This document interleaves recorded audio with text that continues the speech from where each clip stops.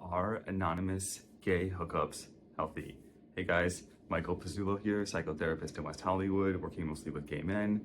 So we know that anonymous hookups are very common and very accessible, particularly in the gay community, whether it's through, one of the hookup apps or a cruising spot. Most gay men find that they can connect to other gay men through anonymous sex relatively easily to a certain degree. But I want to talk to you about whether or not that is quote unquote healthy and the different psychological mechanisms behind it and sort of the pros and the cons. So again, just for some context, I think a lot of gay men, especially of different generations or older generations, anonymous hookups were really the only way to connect because they couldn't be as out and visible. Nowadays, obviously things are quite different, but still a lot of gay men do enjoy, cruising spots, even things like, dark rooms where you really can't even see the person, or even if it's just meeting someone on an app where you've traded some photos, but it's not someone that you know. So there's a couple things. I would say that the anonymity factor of a hookup adds to the arousal, the risk that comes with it, because again, you're meeting someone you don't know, so there's no sense of built trust there, and there's a little bit an element of danger. There's also a novelty that comes into it.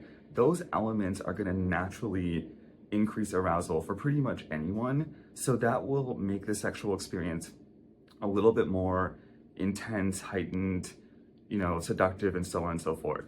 So there's that element to it that I think naturally will make gay men, curious and interested in anonymous sex. And then, of course, I think there's just the accessibility that really play into why it's so common and so appealing. And a couple of things. So I would say that the anonymous factor allows you to avoid intimacy, which can be good or bad.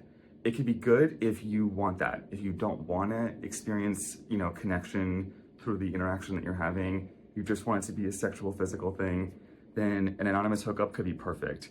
On the other hand, if you are longing for connection, you might find that after the hookup, you actually feel an increased sense of loneliness or disconnection because what you were actually seeking didn't arrive. And in fact, you may feel even more disconnected and more lonely because you tried, your effort to connect was sort of thwarted or left you feeling like you were left hanging or left empty-handed.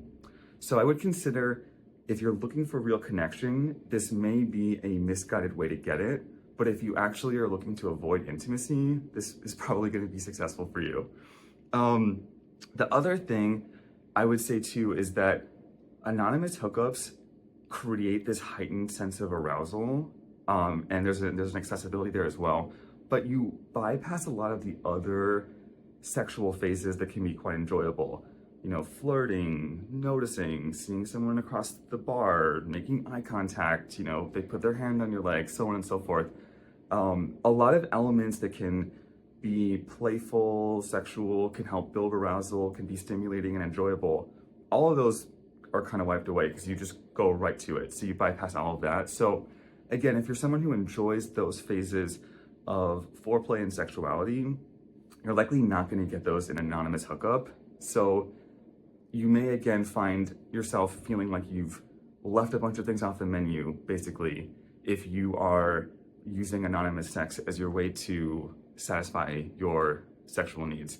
The other thing too is that you might find that if you become so accustomed to anonymous sex, you might find that you need an element of fear to actually get turned on, that becomes such a common ingredient that is present for sexual experiences, this risk factor, this unknown factor, that when you do approach sex with someone that you actually know and have more of a personal relationship with, that it feels less sexual, it feels less playful, it feels less fun.